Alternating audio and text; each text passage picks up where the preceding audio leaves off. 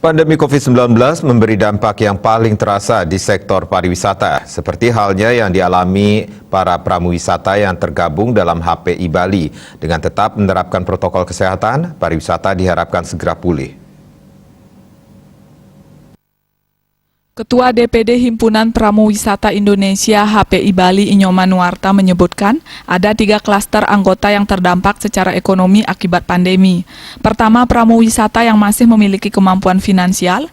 Kedua, mereka yang masih cukup modal untuk memenuhi kebutuhan pokok. Sementara ketiga, mereka yang tidak cukup finansial dan memilih pulang kampung untuk bertani dan berdagang.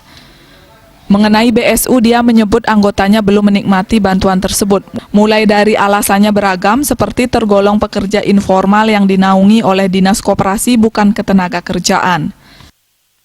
Meminta kepada pemerintah, dalam hal ini pemerintah pusat, untuk sesegera mungkin membuka pariwisata Bali. Jadi yang namanya hidup kan pilihan, Pak.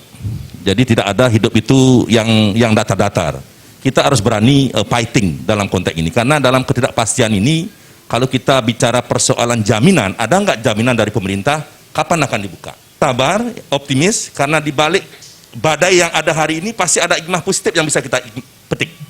Jadi yang kita petik hari ini, walaupun kita posisinya agak kejepit gitu, tetapi teman-teman punya inovasi, ya, tidak kedepannya ketika ada problem yang sama, anggota kami tidak lagi cengeng dengan menghadapi masalah-masalah seperti ini. Jadi sambil kita bersabar, sambil kita berpikir positif, mudah-mudahan COVID-19 ini cepat berlalu dan pariwisata bisa berjalan sebagaimana mestinya. Terima kasih.